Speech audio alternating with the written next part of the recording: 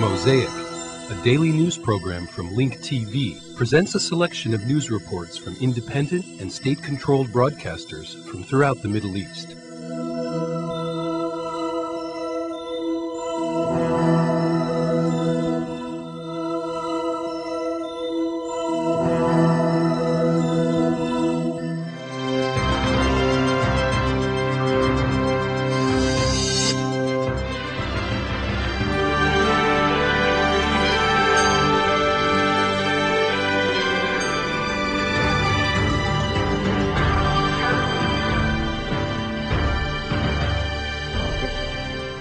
In his first visit to the United States, Iraqi Prime Minister Ibrahim Jafari called on President George W. Bush to apply a Marshall Plan on Iraq.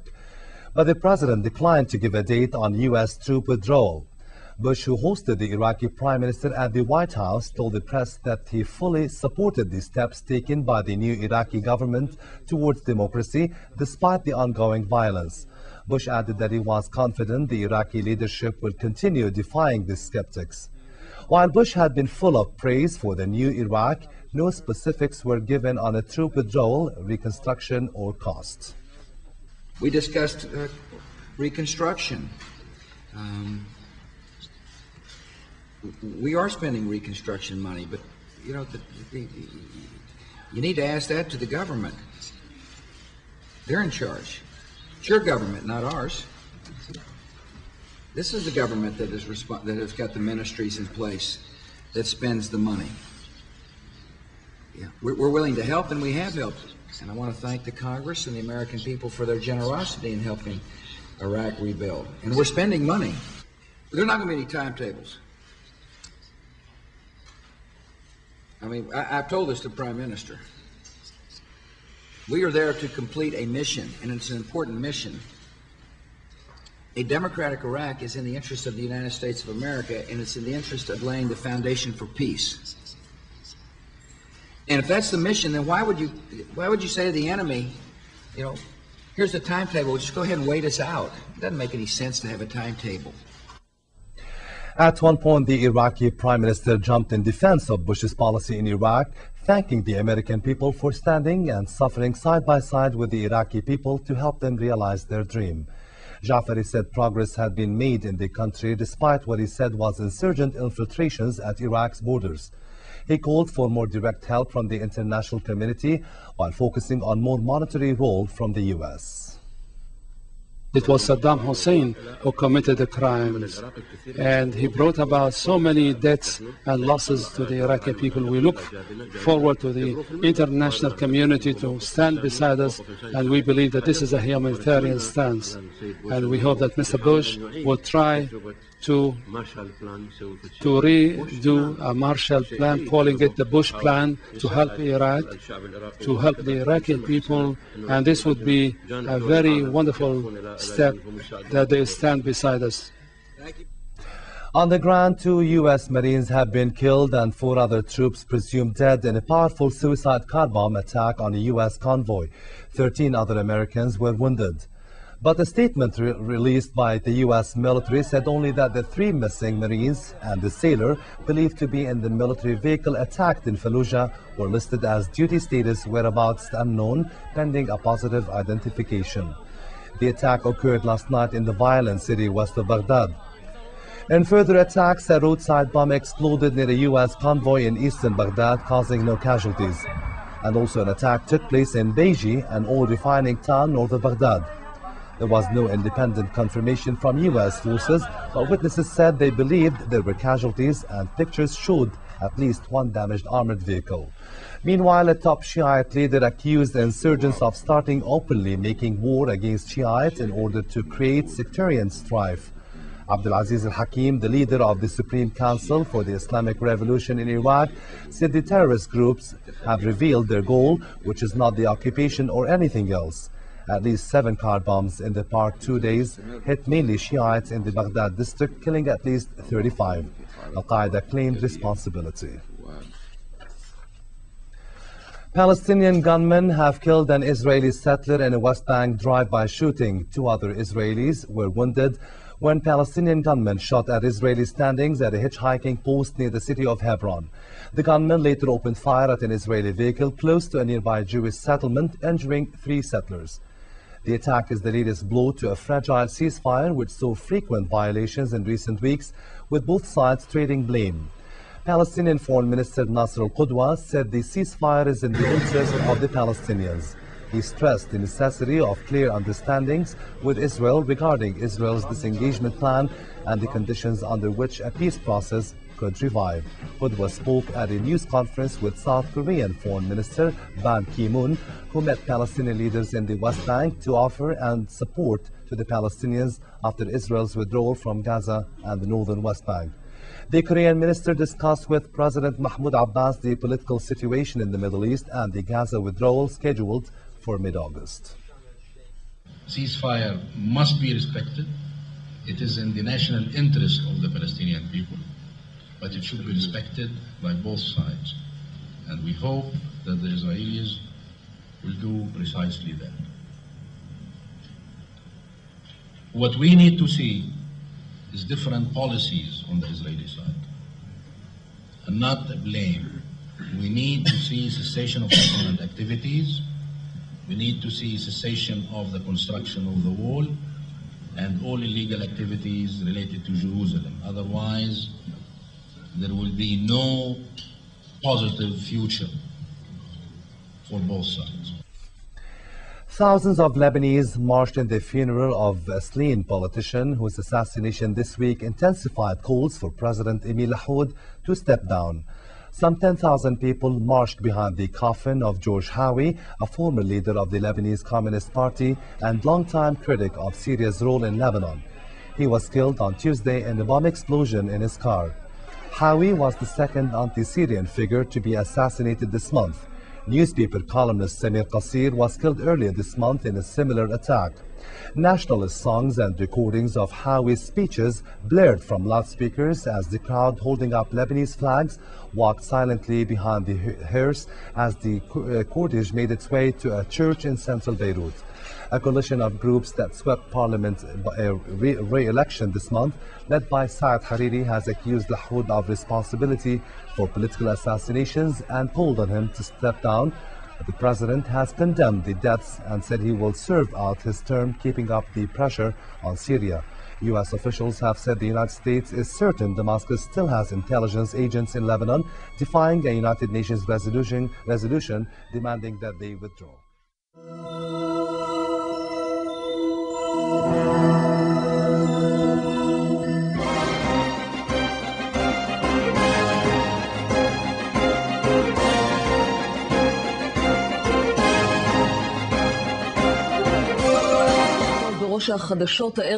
Good evening. The headline of the news is the shooting incident near Hebron. A 17-year-old boy was shot dead and 4 of his companions were wounded. Now to our reporter, Shai Kalkani. At this intersection near Beit Shagi, every day one can find hitchhikers trying to go out for the evening in Beersheba. Today, 4 teenagers went to the bus station and waited. They did not pay attention to an all-Palestinian car that passed them and then slowed down. In the car, there were Fatah terrorists who apparently decided to take advantage of this opportunity. They made a sharp U-turn, and once they returned to the intersection, they opened fire. Several residents in the village and I heard the sound of gunfire, so we ran to the intersection. Once we got there, we saw a shocking scene of youngsters aged 17 and 19 lying on the ground.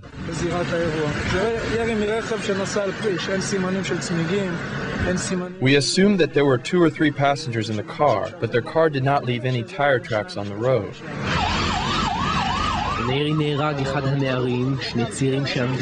One died immediately, and 2 were badly wounded. 2 of the victims were visitors from Beit Shagi, and they were slightly wounded. Within minutes, the survivors were all taken to Hadassah Ein Karim Hospital in Jerusalem. The terrorist group escaped in their car to a nearby village in the Hebron suburbs.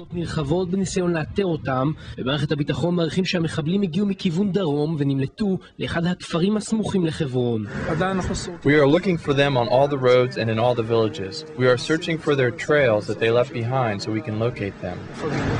Fatah organization took responsibility for the shooting, which is the third of its kind this week, but the army will maintain their restraint for a period of time. It's ping-pong diplomacy, Israeli style. The Foreign Ministry organized a festive table tennis tournament in honor of the arrival of Chinese Foreign Minister Li Zhaoxing. Hopefully, Israel's diplomatic abilities are better than its ping-pong skills. Foreign Minister Silvan Shalom got slammed 11-8 by his Chinese counterpart. The lighthearted event took place on the backdrop of some serious diplomatic tensions in Sino-Israeli relations. This following Washington's criticism of Israeli arms sales to Beijing. But it looks like the table tennis match did its job, smoothing things over. During meetings with Shalom, Zhaoxing never even brought up the weapons controversy, saying that he would like to double the level of trade between the two countries, which stands today at $2.4 billion. Following his loss, Shalom praised his counterpart's ping-pong skills. After I saw his first serve, it's almost impossible to beat him because he's a champion. But I'll do my best. Thank you. Ladies and gentlemen, we have a saying, friendship comes first. Oh, that's good. Very good. That is now I have a chance. A special extended panel of the High Court deliberated on several petitions against the route of the security fence today regarding the barrier in the Aram neighborhood in northern Jerusalem. Chief Justice Aharon Barak asked petitioners on what grounds did residents of Aram, which is outside municipal borders of the capital, have a right to challenge the state's right to build a fence inside city limits. Barak added that Jerusalem is the most sensitive point in the Israeli-Palestinian conflict, and any decision on the matter will have lasting repercussions. Regarding the security fence by the settlement of Alfei Menashe in Samaria, Justice Mishael Cheshen said that petitioners must suggest an alternative to the current route because the state cannot disregard security needs of the town's residents. The panel also discussed petitions against the route of the barrier by the settlement of Ariel. Israeli police in Gush Katif have issued arrest warrants for the alleged perpetrators of the weekend attack by anti-disengagement activists against local Arabs. Some of the suspects are reportedly still holed up at the Maoz Chaim Hotel in Gush Katif. Others apparently left the premises. Police say they have not stormed the building in order to prevent a confrontation, but they will enter the hotel compound if the suspects ignore warrants for their arrest. In the meantime, security services have set up an observation point to view those entering and exiting the premises.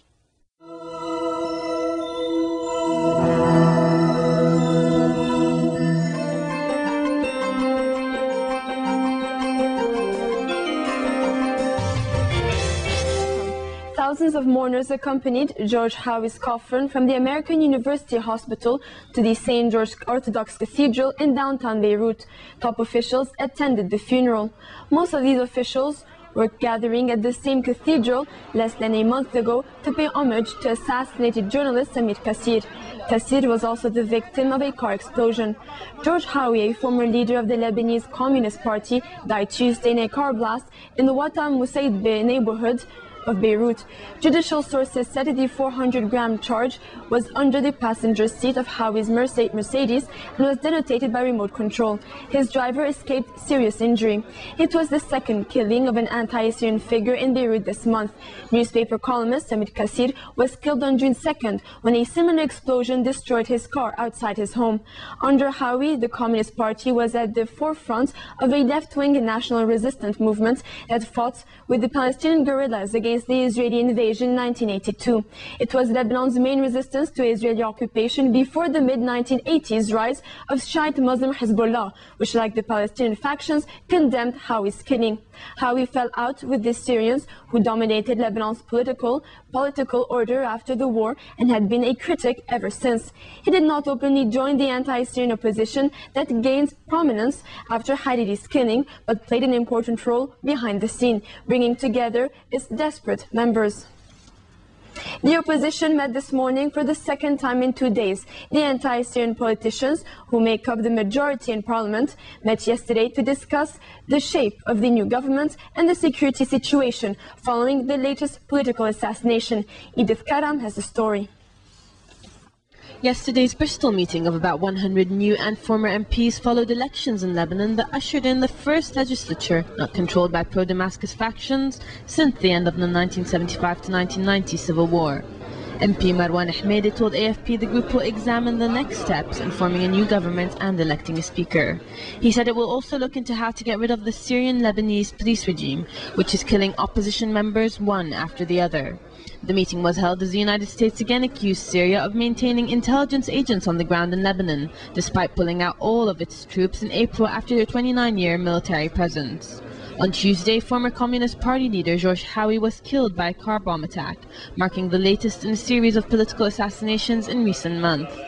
Anti-Syrian journalist Samir Qasir was killed when his car exploded on June 2nd, and former Prime Minister Rafiq al-Hariri was assassinated in a February attack. Howie's killing came 2 days after Lebanon completed its four-stage parliamentary elections, which saw an alliance led by the slain ex-premier's son Saad Hariri taking control of 72 of the 128 seats in parliament. Former opposition leaders now preparing to take office have called for pro-Syrian Lebanese President Emil Lahoud to step down and blamed Syrian Lebanese security agents for perpetrating the wave of assassinations. Syria has denied any involvement in the killings, and Lahoud has refused to relinquish the presidency. Thursday's advance meeting was not, however, attended by the leading lights of the new guard, Sunni leader Hariri, Druze chief Wadi Jumblat, or the wife of imprisoned Maronite leader Strida Jaja.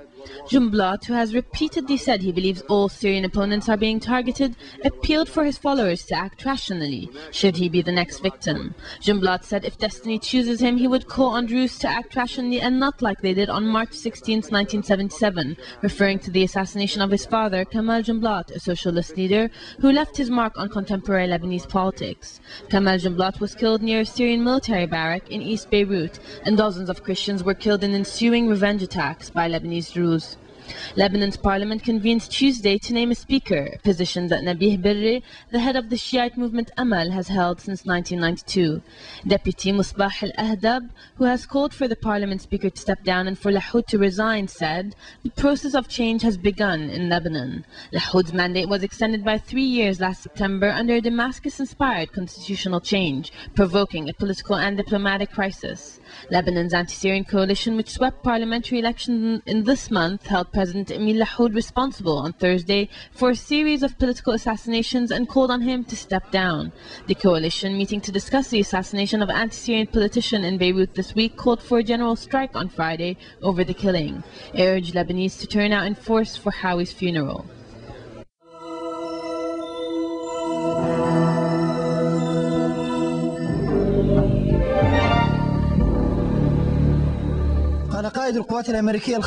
United States Army General for the American Special Task Forces in Europe and Africa confirmed that members of Algeria's Salafist group for preaching and combat became more active in territories within the boundaries of the African desert. In doing so, the Salafist group posed major threat of terrorism in Africa. The Salafist group claimed responsibility for an armed operation that claimed the lives of 15 Mauritanian soldiers. The attack took place near the borders of Algeria, Mauritania, and Mali, which armed groups and gangs use as a safe haven due to the rocky land surrounding it and the lack of its strategic importance. These territories, however, are being used right now and until the 26th of this month for anti-terrorism military training maneuvers with the participation of 9 African countries, among them Mauritania, Algeria, as well as some American units.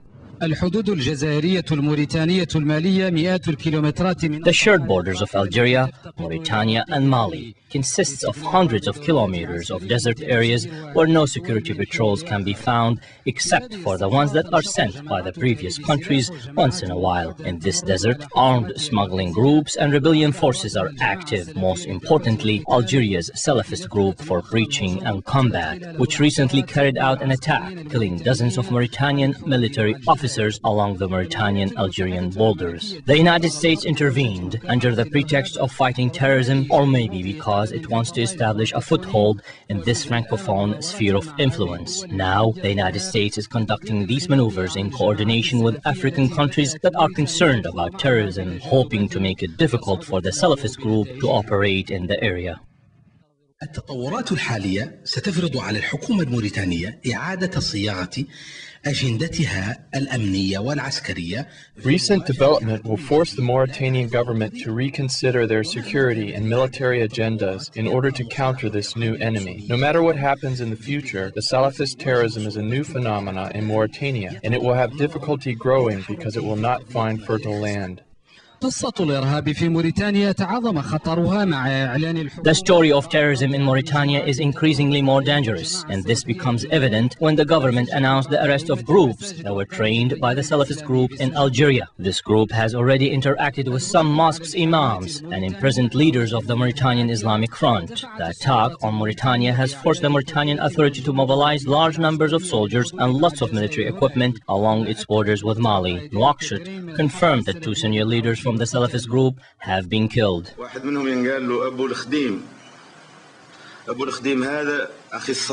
One of them is called Abdou Hadim, who specialized in explosives. The other is called Abdel Aziz, who is a doctor.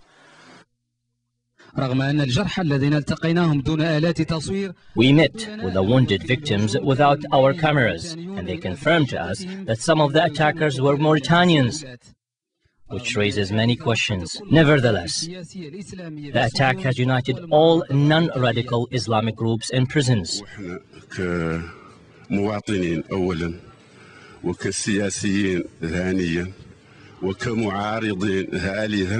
We as citizens first, politicians second, and the opposition third, feel the same way that the Mauritanian people feel. We feel sorrow. The victims' families are mourning over the unfortunate circumstances of their sons who will never come back and whose bodies were torn apart by hand-to-hand combat weapons. My son is dead. His death is tragic and a big burden, but we thank God for everything.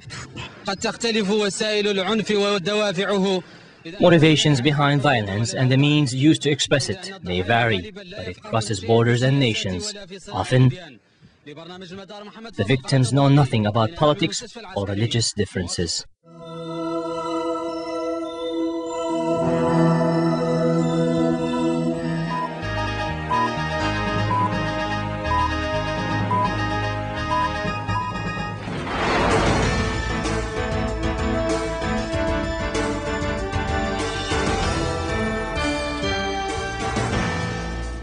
The debate over the headscarf in Turkey continues to create political controversy between the government and opposition parties. Turkish Prime Minister Recep Tayyip Erdogan pointed out a solution that would address the sentiments of the Turkish public. Meanwhile, the Turkish opposition parties are utilizing the headscarf issue for political gains. It appears that the ruling party in Turkey, the Islamic Justice and Development Party, which has an Islamic base, finds itself pulled on the one hand by the veiled women who are angry at the government's procrastination in finding a solution for them, and on the other hand by the central right-wing party and the National Party. The veiled women are expressing their anger towards the government by holding continued demonstrations. The opposing parties, without a doubt, also embarrass the government by voicing their support for constitutional amendments to resolve the dilemmas of wearing the headscarf and of education. This is what the opposing Motherland Party had to say about this issue.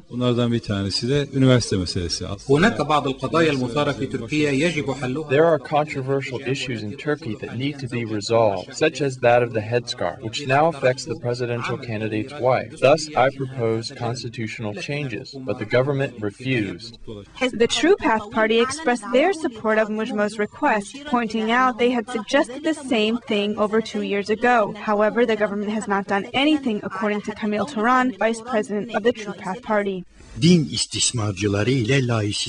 The headscarf issue is a political maneuver by the parties either favoring or opposing it. We proposed a solution for the headscarf issue, but the government did not accept it.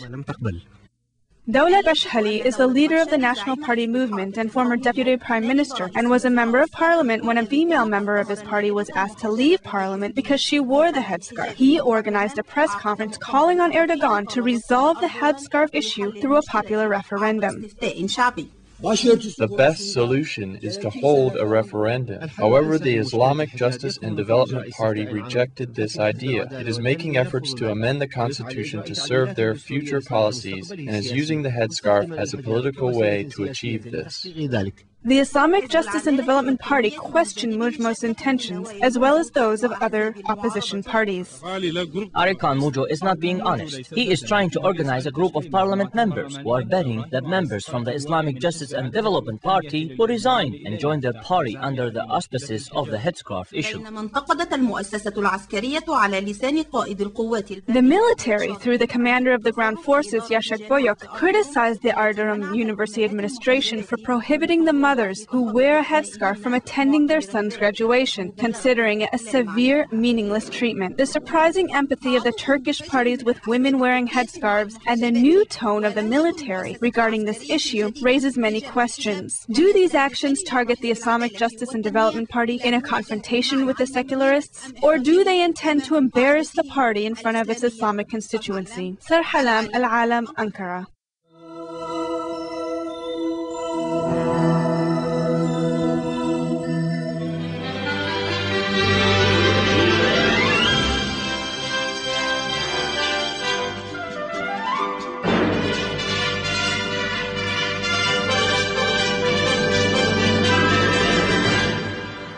Bismillahir Rahmanir Rahim. This is the Sultanate of Oman Television's news at 8:30.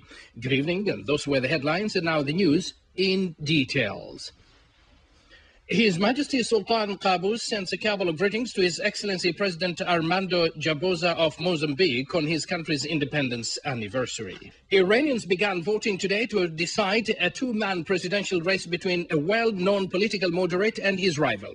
The runoff election is considered too close to predict. First results are expected early tomorrow. The winners of last week's first round, Hashemi Rafsanjani, has received a flood of support from progressive and business groups seeking to protect the liberalizing reforms since the late 1990s. His surprise opponent, Tehran's Mayor Mohammad Ahmadinejad, has built on his strong appeal among Iran's impoverished classes.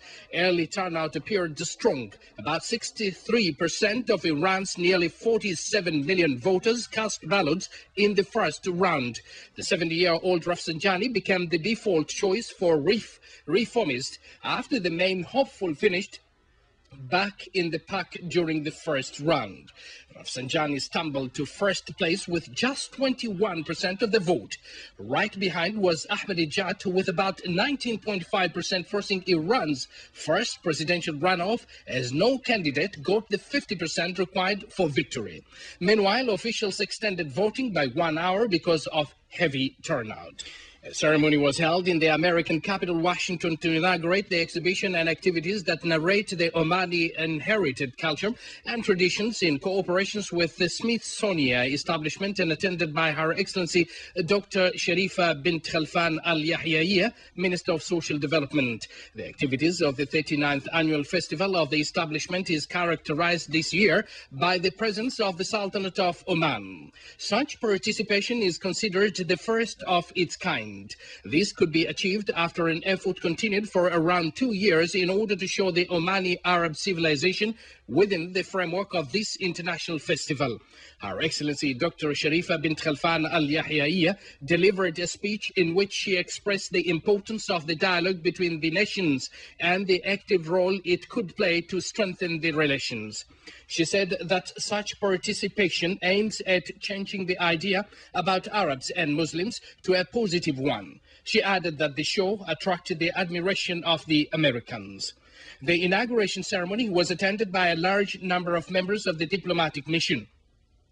It involved various activities like the Omani uniform, dances and music, which reflect the deep-rooted Omani traditions.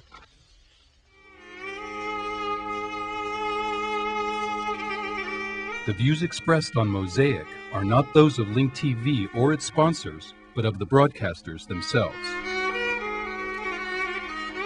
Mosaic is made possible by a grant from the John S. and James L. Knight Foundation, which promotes journalism excellence worldwide and invests in the vitality of 26 U.S. communities, and the William and Flora Hewlett Foundation.